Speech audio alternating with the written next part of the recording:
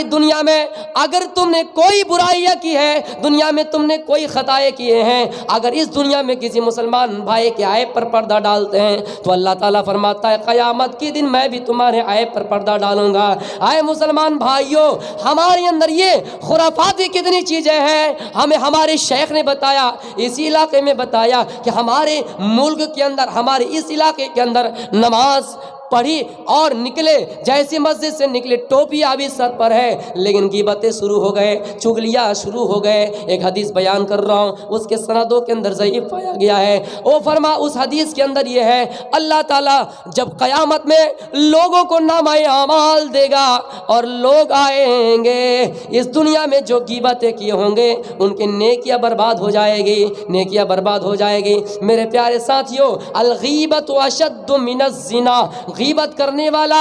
زنا سے بھی بڑھ کر گناہ کا کام کرتا ہے۔ کوئی آدمی زنا کر لے، کوئی آدمی ایک دوسرے سے مل جائے اور اللہ تعالیٰ کی طرف رجوع کریں، یا اللہ، اے اللہ تو مجھے معاف کر دے، اے اللہ تو میری ان بخشش کو قبول فرما، اے اللہ تو میری ان توبہ کو قبول فرما، اللہ ہو سکتا ہے معاف کر دے۔ لیکن غیبت کرنے والا، کسی انسان کی برائی کرنے والا اگر اللہ سے توبہ کرتا ہے، اللہ فرماتا ہے میں اس کی توبہ قبول نہیں کرتا، اس لیے کہ جس کی اس نے غیبت کی، جس کی اس نے کسی کو زبان سے تکلیف دی، ہاتھ سے ٹھیس پہنچایا، جب تک وہ بندہ سے معاف نہ مانگ لے، معافی نہ مانگ لے، ایک بندہ ایک بندے کو معاف نہ کر دے، اللہ فرماتا ہے میں معاف کرنے والا نہیں ہوں۔ اے مسلمانوں، ہمارے اندر یہ خرافات کتنی چیزوں سے وائرل ہو رہی ہے، مسجد کے اندر بھی جا رہے ہیں پھر بھی اللہ کا ذکر نہیں ہے، پھر بھی اللہ کو یاد نہیں کرتے ہیں، مسجد میں بھی گالی غلوج، مسجد میں بھی خرافاتی کام۔ ابھی سر پر ہمیں اس طرح پتہ ہے، سر پر ٹوپی ہے،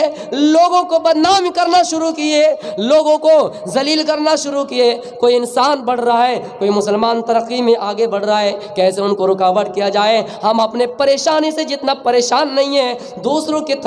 کے آرام سے اتنا پریشان ہے، دوسروں کی اتنی رہائش اور دوسروں کی اتنی راحت سے پریشان ہے۔ اس لیے میری ماؤں بہنوں، آپ کے اندر زیادہ چغلی کی باتیں ہیں، آپ کے اندر زیادہ غیبت کی باتیں ہیں، قیامت کے دن کچھ اور دو کو اس حال میں لایا جائے گا، جس نے تہجد کی نماز بھی پڑھی ہوگی، جس نے روزہ بھی رکھا ہوگا، لیکن اس نے اس دنیا میں اپنے پڑوسی کو تکلیف دی ہوگی، اپنی زبان کے ذریعے سے تکلیف دی ہوگی، ایک پڑوسی کو ستایا ہوگا۔ ایسی عورتوں کے بارے میں کہا گیا وہ عورتیں جنت کے اندر نہیں جا سکتی ہے۔ آؤ میں دو عورت کا واقعہ سنا رہا ہوں۔ آئے میری پیاری ماؤں بہنوں، ایک عورت زیادہ نماز پڑھنے والی تھی،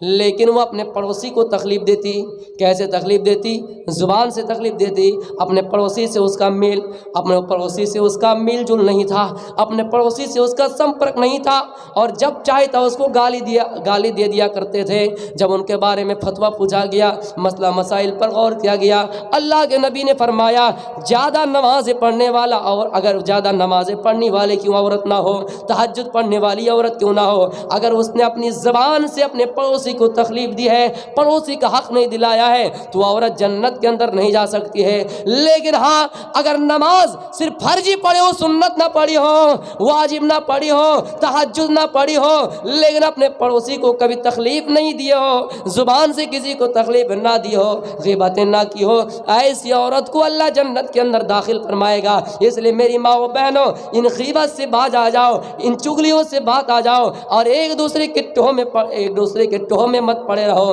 یہ آپ کے اندر بہت سی خرافاتی ہے، آپ نماز بھی پڑھ لیتے ہیں ماشاءاللہ، الحمدللہ، میری ماں و بہنوں، بہت تو آپ میں سے ایماندار ہے، لیکن آپ کے اندر یہ خرافاتی زیادہ ہے کہ آپ لوگوں کی غیبتیں کیا کرتے ہیں۔ ایک جگہ میں اگر بیٹھ جائیں تو کبھی اس کی بات، کبھی اس کی بات، یہاں تک لوگوں نے اپنا عقیدہ بگاڑ دیا کہ اپنے شوہر کے اندر بھی جو عیب ہے اس کو بھی لوگوں کے سامنے بیان کر رہی ہے۔ یہ چیز غلط ہے، آپ اس چیز سے پرہیز کیجیے، اس چیز سے بچیے۔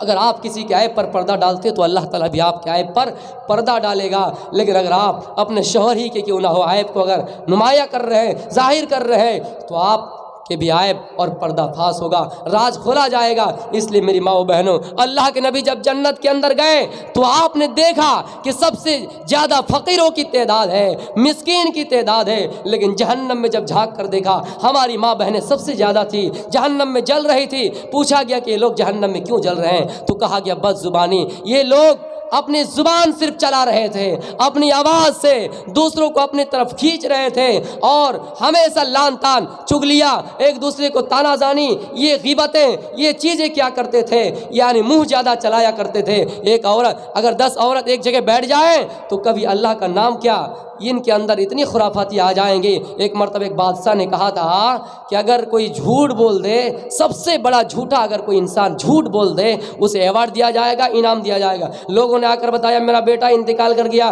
لوگوں نے بتایا ہمارے دیش کا پردھان منتری چور ہے، لوگوں نے یہ بتایا فلاں فلاں، لیکن اس نے ریجیکٹ کر دیا، نہیں مانا۔ لیکن ایک آیا اور کہا کہ جتنے ہم نے دیکھا 2-4 عورتیں ایک جگہ بیٹھی ہوئی تھی، سب کے منہ بند تھی۔ اس کا مطلب سب سے بڑا جھوٹ وہ یہ کہ ایک جگہ میں 2-4 عورتیں ہو جائیں تو ان کے منہ کبھی بند نہیں رہیں گے۔ ذکر کیجئے، منہ کھلے رہیے، لیکن اللہ کو یاد کیجئے، اللہ کا ذکر کیجئے، اللہ کو تنہائی میں یاد کیجئے۔ میری ماؤں بہنوں، حضرت عائشہ جیسے بنیے، میرے پیارے ماں بہنوں، عائشہ اور خدیجہ ان کی سیرت والی جیسی بن جائیے، اور ہسٹری مطالعہ کیجئے۔ آپ بھی مدارس میں پڑھیے، آپ بھی ایجوکیشن میں ایڈمیشن لیں، آپ بھی تاریخ پر نظر ڈالیے، آپ بھی محمد رسول اللہ کی شریعت کو زندہ کیجئے۔ جب تک ہماری مائیں اور قوم کی مائیں نہ جاگے گی، بڑے بڑے حکومتوں کو دن میں تارے نہیں دکھائی دیں گے۔ اس لیے کہ آج اس مسکان نے ثابت کر دیا، آپ نے بھی دیکھا ہوگا سوشل میڈیا کے زمانے میں، جب ان کے اوپر حملہ کرنے کے لیے، جب ان کے اوپر RSS بھگوا دھاری لوگ بھگوا ٹیپ کے کپڑے پہنے ہوئے اور جے شری رام کا نعرہ دیتے ہوئے آئے، وہ مسکان جنہوں نے بہادری دکھائے، وہ مسکان جنہوں نے نعرے تکبیر اللہ اکبر کی آواز بلند کرتے ہوئے گئے اور سب کے سامنے ایسے گزرے اور کالج میں انٹر کیے، پرویش کیے۔ میرے پیارے ساتھی، اس کے اندر